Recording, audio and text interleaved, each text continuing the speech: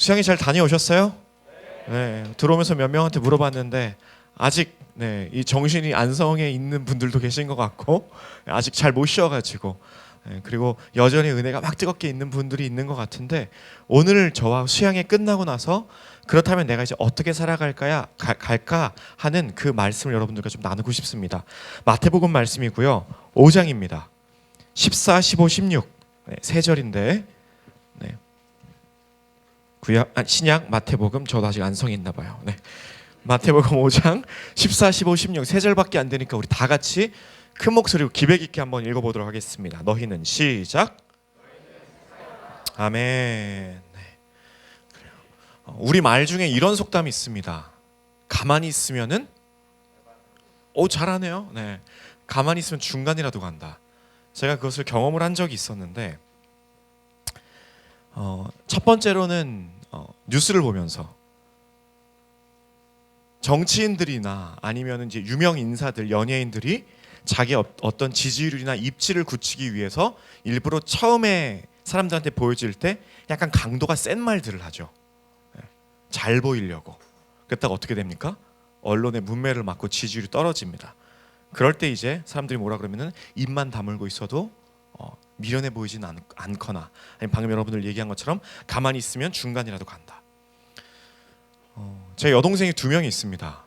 여동생이 2명이 있는데 제가 사랑하는 여동생들은 둘 다 그 순수 예술을 전공을 했어요. 그 저만 집에서 문과, 그러니까 인문학을 전공한 사람이죠. 신학이니까. 그래서 제 동생들은 사실은 몸으로 뛰고 실제로 뭐 악기나 아니면 춤이나 이런 걸 막 본인의 어떤 젊음을 다 거기다 쏟았기 때문에 평균적으로 그 상대적으로 책을 읽을 시간이 부족했겠죠. 그래서 지 오빠가 되게 똑똑한 줄 압니다. 근데 이제 30쯤 이제 다 30 넘었어요. 저희 남매들이. 그러고 나니까 이제 조금 덜 한 것 같긴 한데 그래도 이제 막내가 결혼을 했거든요. 그래도 여전히 이제 유식한 줄 아나 봐요. 자기 오빠가 결혼을 하고 이민을 갔어요. 미국으로 갔는데 지 남편도 되게 똑똑한 사람 만났거든요. 근데 여전히 궁금한 게 있으면 저한테 페이스타임을 겁니다. 가끔 새벽 4시에도 연락이 와요. 그러면은 뭐 갑자기 전화해서 오빠 이건 어떻게 해? 그럼 속으로 이걸 왜 나한테 묻냐? 지 남편한테 묻지. 그런데 저는 알아요. 이제 옛날에는 내가 똑똑한 척을 하면은 동생이 나를 똑똑한 줄 알았지만 이제는 다 나이가 들었고 지도 지 배우자도 똑똑한 사람을 만났기 때문에 내가 얼마나 똑똑해 보이고 싶어 하는지 실제로 똑똑한지를 이제 알 나이가 됐다는 거죠. 그래도 저는 오빠니까 여전히 똑똑해 보이고 싶어서 실망시키지 않고 싶어서 어떻게 하냐면 말을 많이 안 합니다. 그 질문을 받은 사람이 똑똑해 보이는 이 방법 중에 하나가 뭐인 줄 아세요? 넌 어떻게 생각해? 입을 열면 이제 제 바닥이 드러나니까 제가 일부러 숨기는 거죠. 언젠가 이제 가족 휴가 때였어요. 저하고 저희 3남매가 셋 다 대학생이었을 때니까 3명이 대학생 등록금 내려면 얼마나 많은 투자를 해야 돼요. 그렇죠? 그 대한민국의 자타공인하는 최고의 고등 학문 기관 아닙니까? 그러니까 이제 우리가 얼마나 똑똑해졌는지 아버지가 묻고 싶으셨나 봐요. 저희가 대학생이 다니까 얘네들이 이제 다 나중에 성인이 돼서 직장을 다니게 되면은 같이 이제 가족 휴가 할 일이 많이 없겠다 싶으셔서 저희가 이제 졸업할 때쯤에 부모님이 일부러 막 저희 싫은데 억지로 막 가족 여행을 데리고 다니셨어요. 근데 실제로 이제 1년 지나고 나니까 시간이 기회가 없더라고요. 그래서 저도 그때 그 시간들이 많이 기억에 남는데 기억에 남는 사건 하나가 있습니다. 근데 군산 쪽으로 이제 가족 여행을 갔던 때였어요.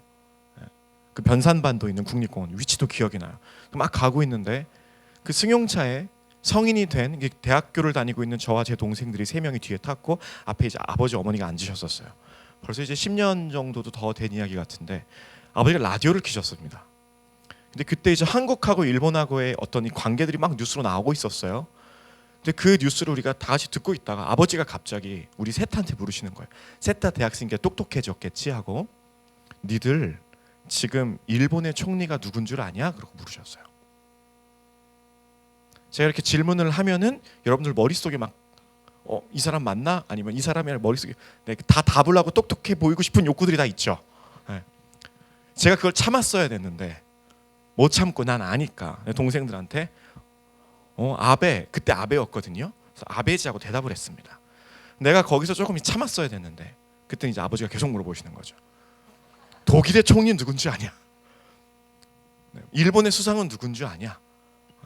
하나도 몰랐거든요.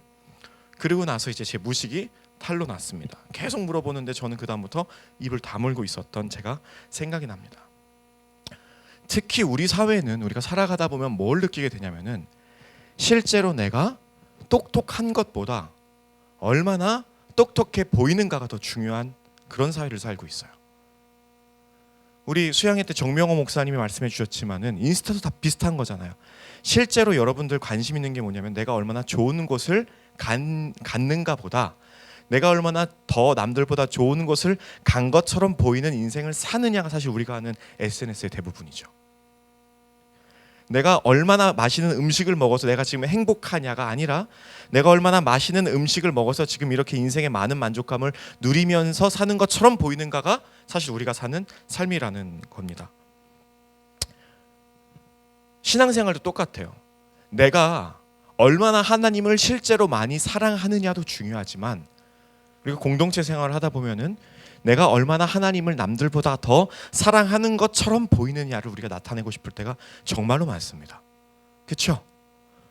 손을 들고 찬양할 때 나는 지금 하나님께 너무 이 끓는 가슴이 너무 넘쳐가지고 손을 들고 찬양할 수밖에 없는 마음 상태입니다. 하나님만 봐야 되는데 나는 지금 이렇게 은혜를 받고 있지 하면서 손을 들 때도 있다는 겁니다. 근데 물론 그렇지 않을 때도 있지만은 리더십이 또 되다 보면은 그렇게 해야 되나 하는 부담감을 느끼는 게 사실 어떨 때는 우리의 모습이기도 한 것 같아요.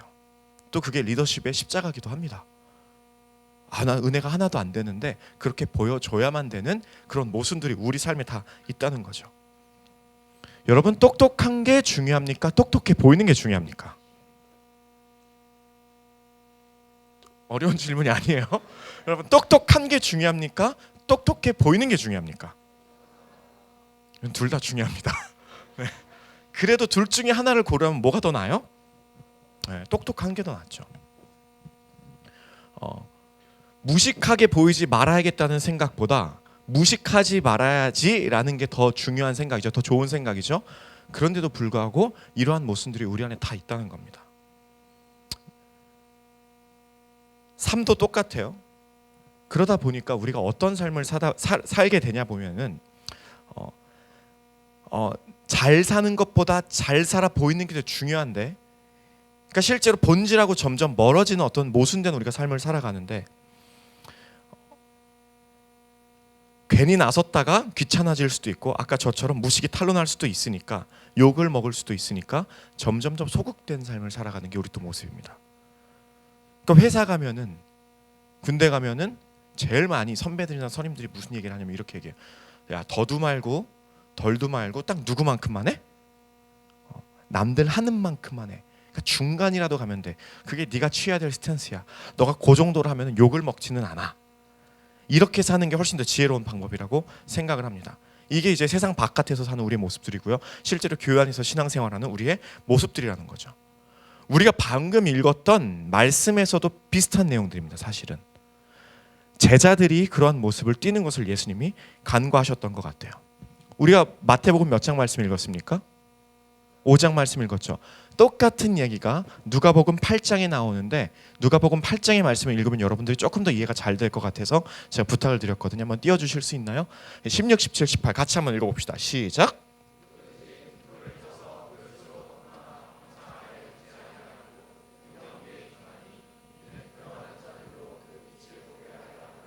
숨은 것이 17절 숨은 것이 장차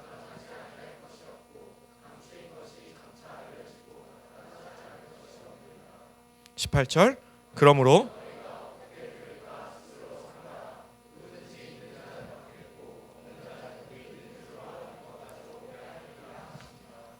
여러분 무슨 말인지 이해가 되십니까?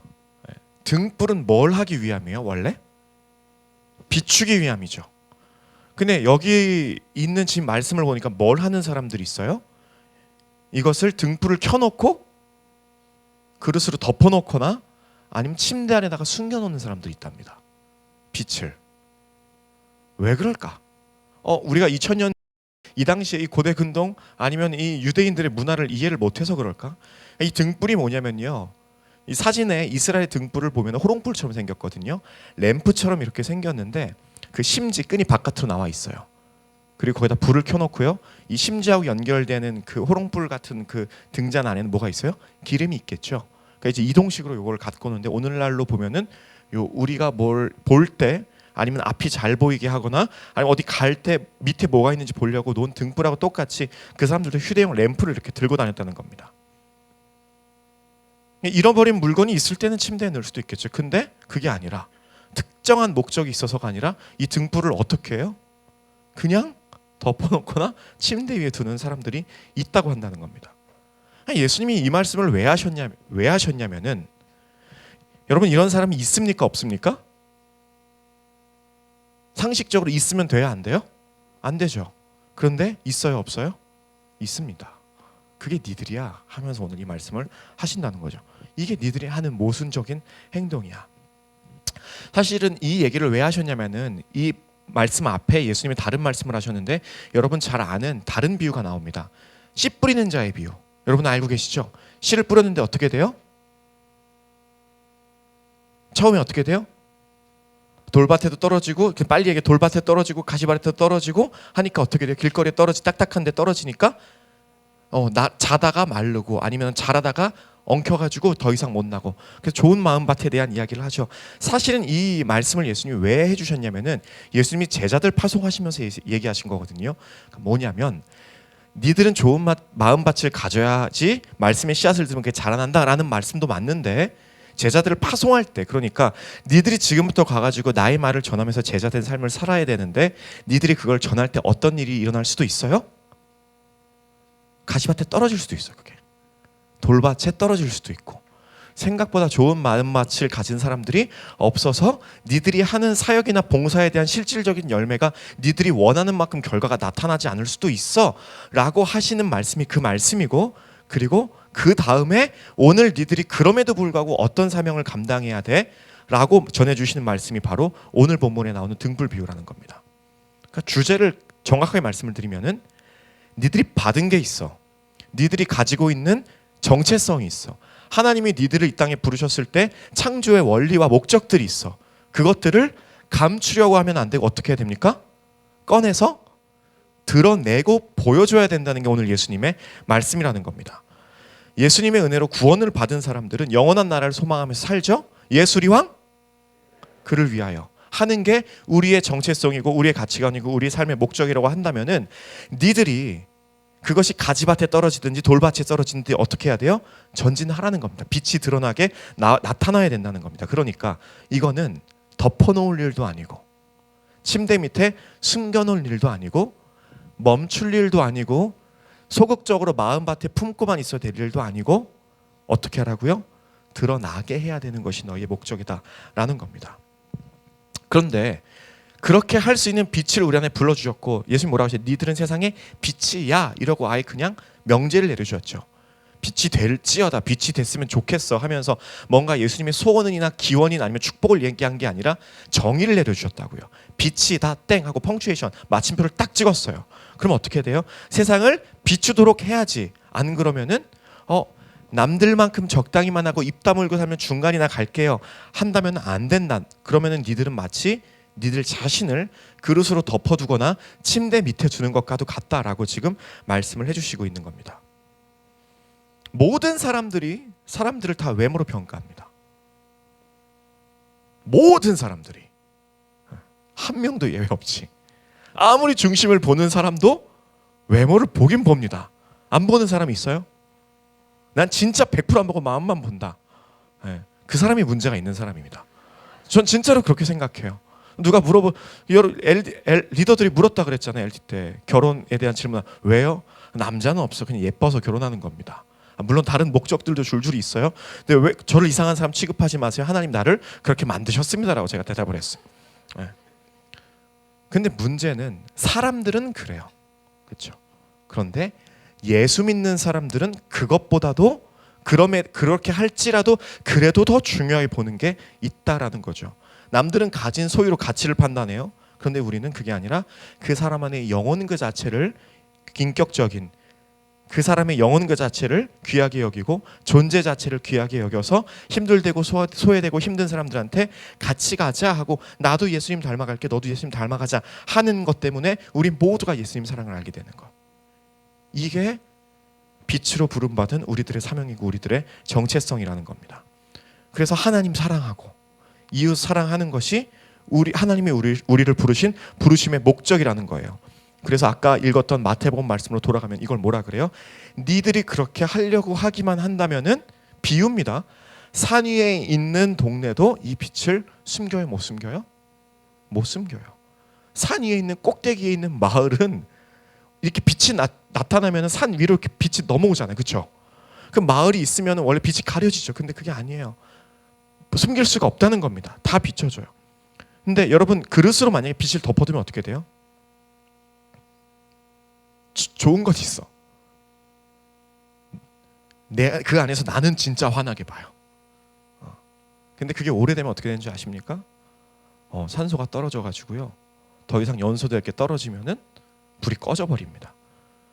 안에서는 막 활활 타니까 나는 좋아가지고 이렇게 사는 게 맞겠다면서 살죠. 그런데 그게 산소가 다 타버리면은 나중에는 더 이상 생명력이 없는 빛으로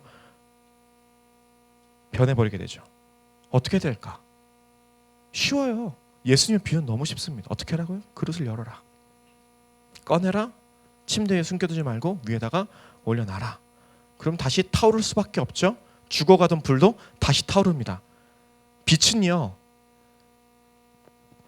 그릇을 꺼내가지고 태울 것만 넘겨주고 그냥 열어두면 알아서 혼자 탑니다. 그래서 그리고 우리는 그것을 보면서 숨길 수가 없다고 이야기를 해요. 아니 또 다른 데로 빠지면 안 돼요. 그럼 이제 시간이 없으니까. 네. 근데 우리가 그릇을 열고 세상을 비추고 싶어도 그렇게 잘 안 되는 게 이제 문제입니다. 왜냐하면은 아까 이야기한 것처럼 소극적인 크리스찬으로 변해버렸기 때문이죠. 여러분 아까 했던 질문을 오늘 조금 바꿔서 제가 다시 한번 물어볼게요. 나쁜 사람이 되지 말자가 좋은 결심입니까? 아니면은 착한 사람이 되자가 좋은 결심입니까? 다시 나쁜 사람이 되지 말자가 좋은 결심이에요? 착한 사람이 되자가 좋은 결심입니까? 네. 여러분 악하지 않은 것과 선한 것은 같은 게 아닙니다. 절대로 완전히 다른 겁니다. 예수님이 너희들은 선한 사람이 되어라라고 말씀하실 때 저는 악하지 않은 사람이 되겠습니다 라고 하는 건 뭐예요? 제가 아까 나는 더도 말고 덜도 말고 남들 하는 만큼만 하겠습니다 이거라는 거죠. 근데 오늘 본문에서 예수님이 정확하게 얘기해요. 너희들은 세상의 빛이라. 너희들은 나쁜 행동을 하지 말라가 아니라 무슨 행실을 하라고요? 착한 행실을 해라 이렇게 이야기를 합니다. 오늘 좀 딜레이가 돼가지고 사실 지금 설교가 끝내야 될 시간이 벌써 조금만 더 할게요.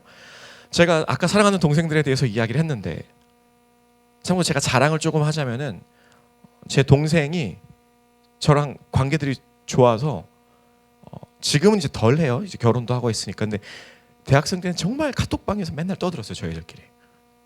그래가지고 제 동생은 이제 오빠들이 다 그런 줄 알았대요. 물론 이제 어렸을 적엔 치고받고 싸웠지만. 그래서 오빠랑 있었던 카톡에 있는 캡처된 대화들이나 있었던 일화들을 대학교 대나무 숲 지금도 있나요? 있어요. 고개를 끄덕이는 분은 좀 이제 학번이 있는 사람들 같은데. 네. 페이스북 대나무도 있고 보니까 옛날에는 페이지도 있고 학교 이제 공식 어플들이 있으면 그 안에 이제 대나무 숲이 있잖아요. 익명으로.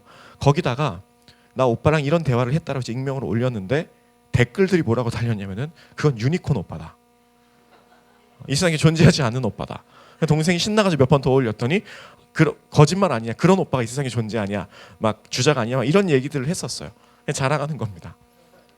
근데 그랬던 저도 어렸을 적에는 정말로 심하게 다투고 치고받고 그리고 알잖아 이제 조금 했을 때는 괜찮은데 오빠가 조금 힘이 생기면 막 동생들 막 때리고 동생들 우면 가서 부모님한테 이르고 착한 오빠 나쁜 오빠? 나쁜 오빠였어요. 그래서 좀 한 가지 예화를 드리려고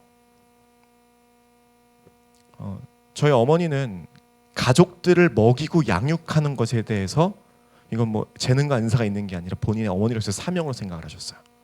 정말 잘 먹이셨습니다. 그래서 계속 먹이셨어요. 어느 정도로 먹이셨냐면 제가 어렸을 적에 밥을 먹다가 막 잘 못해서 꾸역꾸역하고 이렇게 억지로 먹어. 애들은 안 그러면 안 먹잖아요. 그러니까 억지로 먹어 하면 애들이 막 이러잖아요. 막 넘어와서 그럼 나올까봐 입을 틀어막고 계속 먹이랬대요. 먹이는 걸 훈련시키시려고. 그러니까 이제 그게 교육학적으로 좋은지 안 좋은지 난 모르겠어요. 근데 그게 어머니의 저를 향한 사랑이셨어요. 근데 이제 한동안 고등학교, 대학교 때 너무 체중이 많이 나가니까 어머니가 그때 덜 먹일 걸 막 그런 얘기도 하셨었습니다. 네.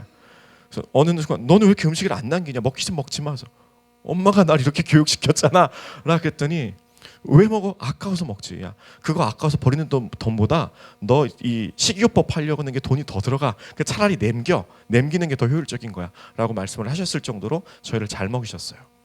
꼭 3명을 데려다 놓고 밥을 먹이시는데 어머니가 반찬을 막 많이 해주시죠.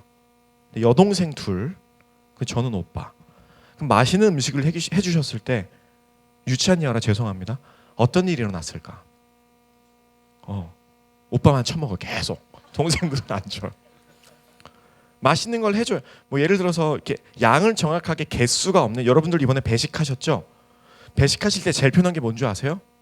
개수가 정확하게 정해져 있는 거. 용가리 치킨 이런 거 5개 집어서 주면 돼. 근데 소고기 푸는 사람들은 계속 이게 내가 이러다가 빵꾸 나면 내 책임인가? 배식할 때 그 고민하잖아요. 네. 저도 안성수양관에서 배식 많이 해봤거든요 옛날에. 그 고민이 있어요. 그래서 차라리 개수가 정해있는 게 배식할 때 제일 편해. 어머니가 음식을 뭔가 양을 정확하게 구분을 해줄 수 없는 거를 해주시면은 이 오빠는 놈이 다 먹고 동생들 못 먹으니까, 그래서 어떻게 하시냐면 그때부터는 정확하게 개수가 있는 비엔나 소세지, 아니면 용가리 치킨, 너비아니 산적, 그러면 정확하게 15개를 해주면 5개 이렇게 줄 수 있잖아요. 자, 이렇게 하면 어떻게 해야 돼요? 알아서 5개를 먹어야죠.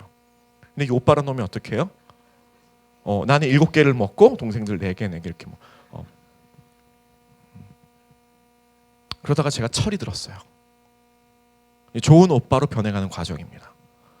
유니콘까지는 안 갔는데 중간에 이제 철이 들기 시작할 때, 동생들도 머리가 크니까 내가 이런 사람이 되면 안 되겠다 하니까 철이 드니까 뭘 하냐면은 그때까지는 뺏어 먹던 것을 그래 이제 5개 그리고 같이 먹기 시작했어요. 나는 이제 착한 오빠, 나쁜 오빠? 좋지 않은 오빠, 아니 나쁘지 않은 오빠일 뿐이에요. 다시. 나는 착한 오빠, 나쁜 오빠? 나쁘지 않은 오빠예요. 더도 말고 덜도 말고 하나는 대까지만 하는 겁니다. 내가 착한 오빠가 되려면 어떻게 될까? 주는 겁니다. 그 준다는 것을 저는 어떻게 표현하고 싶냐면은, 내가 원래 충분히 가질 수 있는 나의 것들, 내가 원래 마땅히 소유하고 내가 마땅히 지켜도 누가 아무도 뭐라고 하지 않는 내가 가지고 있는 것들을 아까울 수도 있지만 아깝지 않게 나눠주는 게 착한 행실입니다.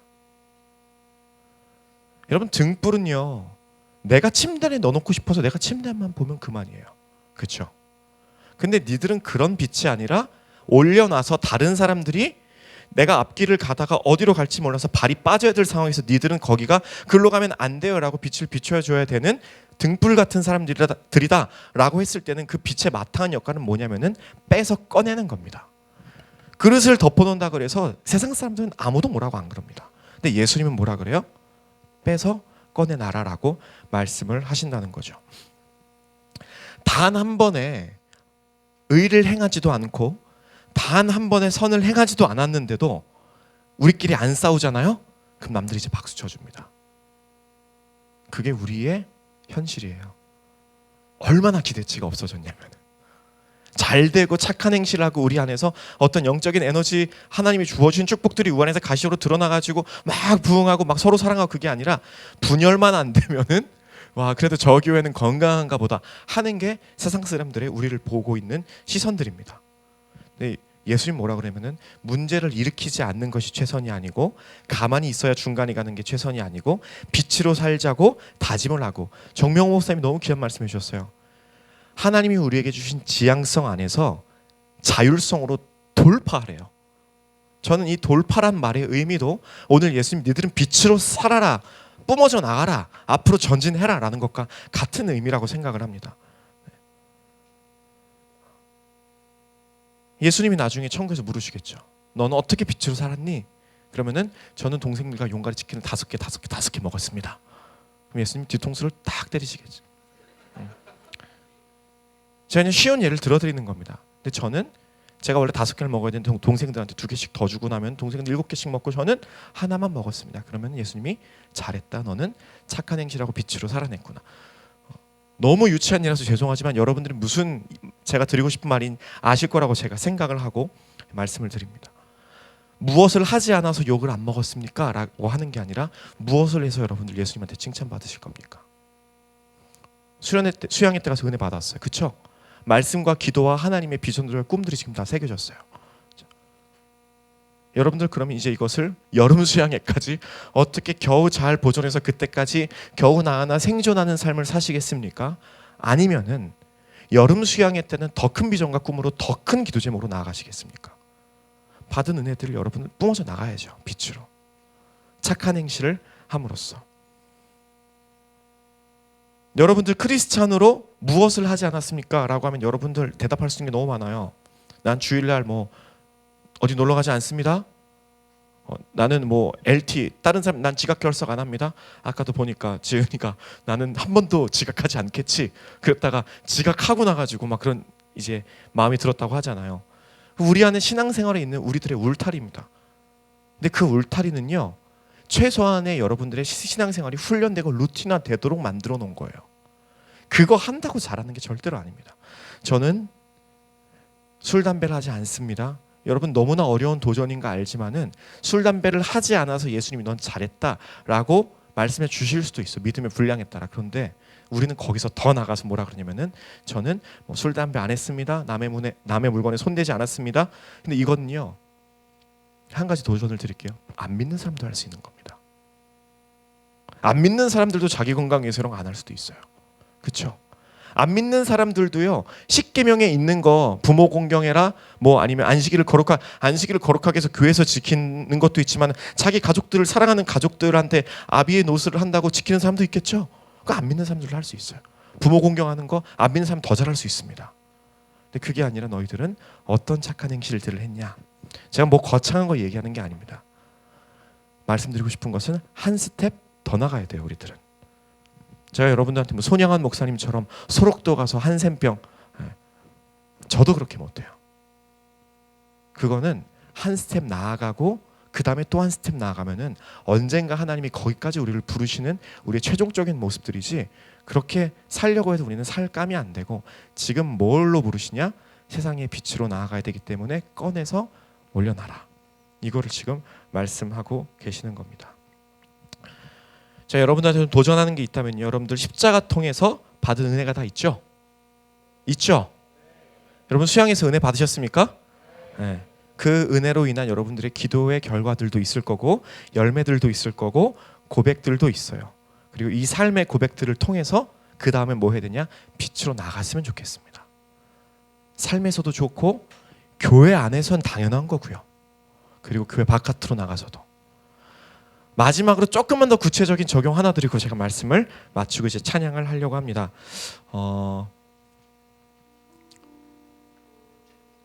저는 목사라서 어쩔 수 없나 봐요. 제자 훈련이 있습니다.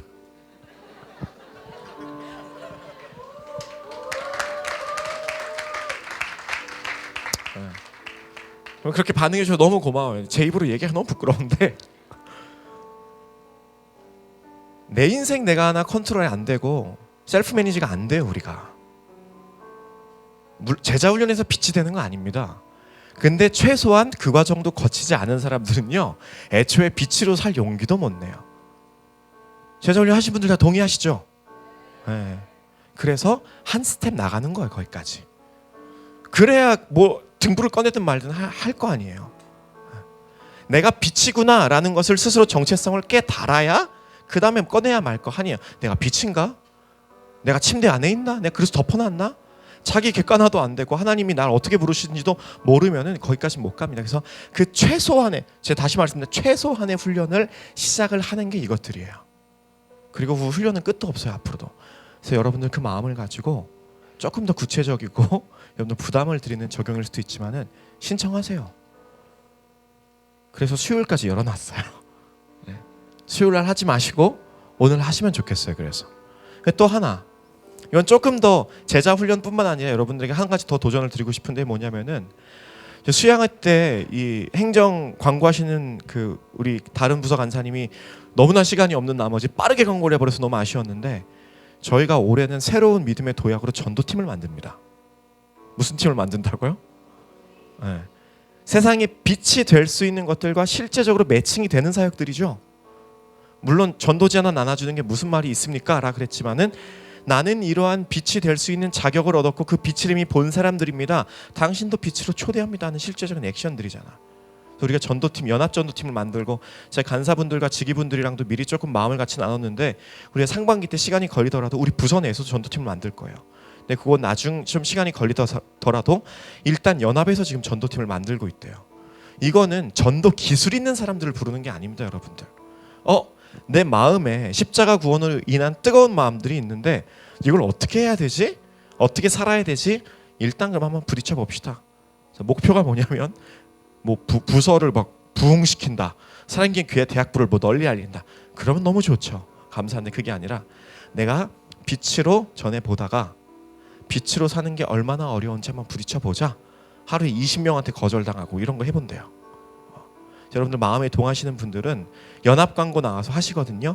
보시고 꼭 연락을 하셔서 참여해 주시면 좋겠고, 제가 마지막으로 이번 육부한테 너무 고마웠고 제가 자랑스러웠던 게 뭐였냐면, 오늘도 아침에 이제 교육자분들과 교육자 회의를 하는데 물론 앞에서 이교 목사님의 그리고 지금까지 여러분들이 걸어오신 거고 저는 그냥 누리기만 하고 있는데 육부가 달라졌어, 이 얘기를 하시더라고요. 너무 감사하고 기뻤어요. 제가 그 하시던 전도사님한테 뭐라고 말씀을 드렸냐면은, 다른 부서 나와서 다 사진 찍고 육부가 꼴찌로 찍었죠. 네. 우리는 뒷줄까지 서서 다 안 나올 것 같으니까 현수막 좀 더 위로 올려주세요 그랬어요. 근데 그 말을 하는데 얼마나 기쁘든지. 리더도 제일 많이 섬겨주고 물론 제일 고생했지만은 여러분들이 복을 받는 겁니다. 네. 이번에 제자반도 그렇고요, 연합전도팀도 그렇고 앞으로 우리가 빛으로 뻗어나가기 위한 여러 가지 사역들과 비전들을 나누면서 새로운 도약을 위해서 첫걸음들을 계속 뗄 거예요. 네. 그때 여러분들 기억하셨으면 좋겠는 거, 나는 산 위에 있는 마을이 숨기지 못하는 빛입니다. 다시, 나는 빛으로 부르셨는데 어떤 빛이냐면은 가다가 덮어서 꺼져버리고 침대 밑에다가 놓는 등불이 아니라 저 산 위에 있는 마을도 숨기지 못하는 강렬한 빛입니다. 이게 여러분들의 정체성이고 여러분들의 평생의 그런 말씀이 되었으면 좋겠습니다. 우리 같이 받은 말씀 기억하면서 찬양할까요? 네, 나를 세상의 빛으로.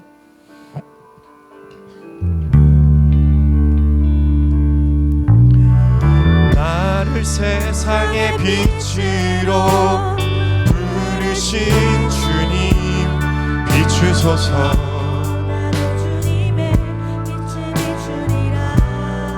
나는 세상의 빛입니다.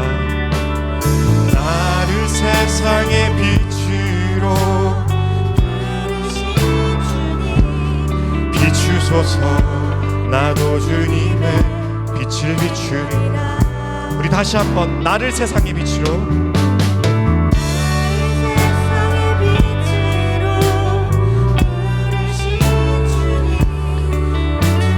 나도 주님의 빛을 비추리라. 빛을 비추리라. 어둠을 밝히는 빛, 어둠을 밝히는 빛, 온 세상을 비추는 빛, 산 위에 마을이 숨기지 못하네. 어둠을 밝히는 빛, 어둠을 밝히는 빛, 온 세상을 비추는 빛, 산 위에 마을이 숨기지 못.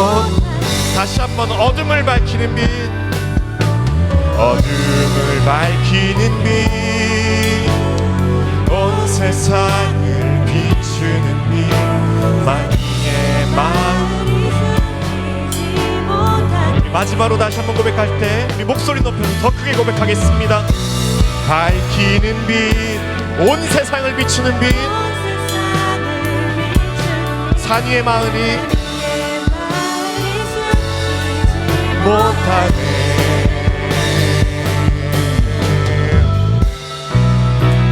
나를 세상의 빛으로, 나를 세상의 빛으로 부르신 주님 비추소서.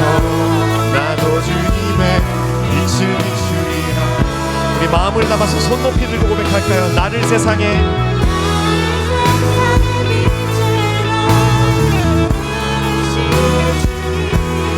비추소서. 나도 주님의 빛을 비추리. 다시 한번 나를 세상의 빛으로,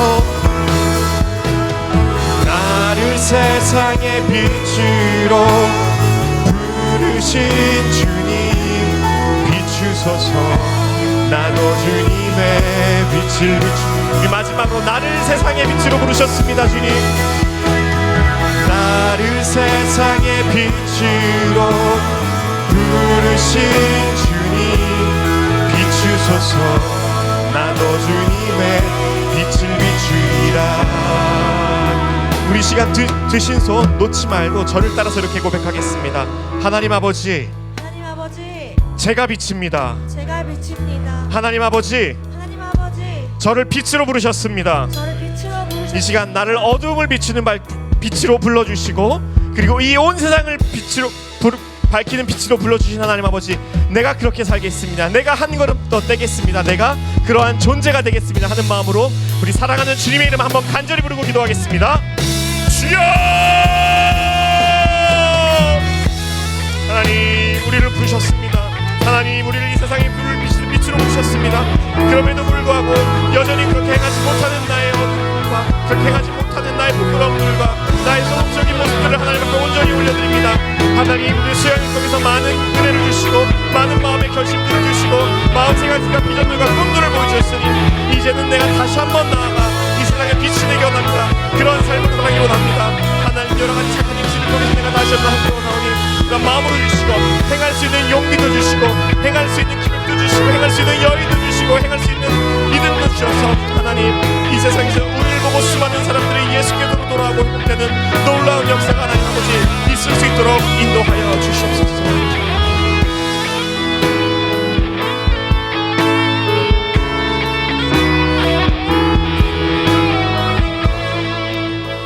우리 한 가지만 더 놓고 기도했으면 좋겠습니다. 수양회가 이제 끝나고 나니까 2월이 넘어가고 3월 새로운 시작을 우리가 앞두고 있습니다. 여러분들 안에서도 새로운 변화들이 느껴지십니까? 우리 공동체 내에 전하고 다른 교육자가 바뀐 것은 말할 것도 없고요. 3월 되면은 새로운 이제 리더가 또 세워지게 되고 리더십도 또 교체가 있겠죠.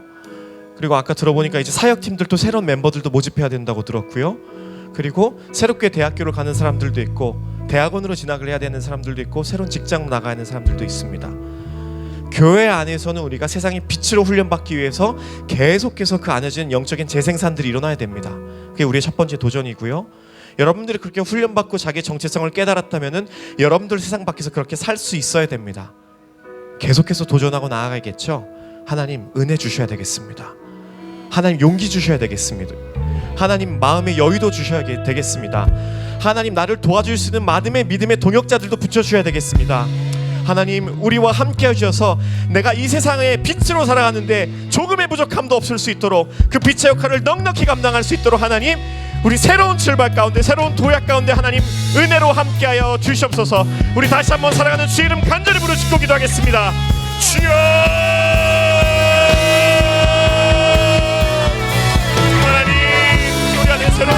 새로운 분위기들과 새로운 시작점을 알려주시니 감사를 드립니다.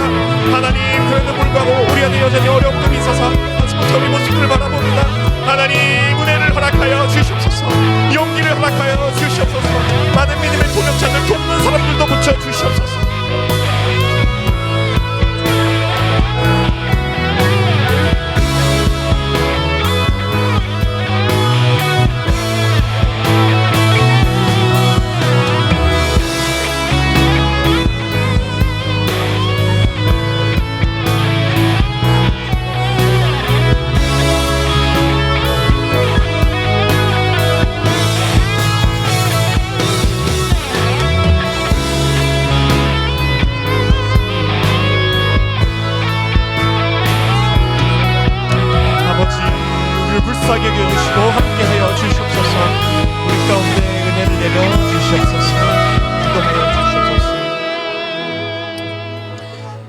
하나님, 빛으로 오신 예수님을 통하여 우리를 어둠에서 구원해 주시니 감사를 드립니다.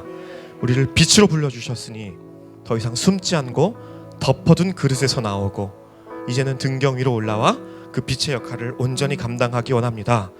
언젠가 예수님 이 땅에 재림하셔서 우리 모두 저 천국 기이한 그 빛으로 들어가게 되는 그날까지 빛된 우리의 사명과 역할을 교회와 세상에서 적극적으로 감당할 수 있도록 은혜 내려 주시옵소서. 그래서 마지막에 하나님, 제가 착한 행실을 이렇게 했습니다, 빛의 온전한 역할들을 잘 감당했습니다 라고 고백하고 그렇게 칭찬받는 자녀 되기 원하오니 주여 우리를 도와 주시옵소서. 그런 모든 예단공 될 수 있도록 은혜 내려 주시옵소서. 예수님의 이름으로 기도드립니다. 우리 모든 영광 하나님께 박수를 올려드리겠습니다.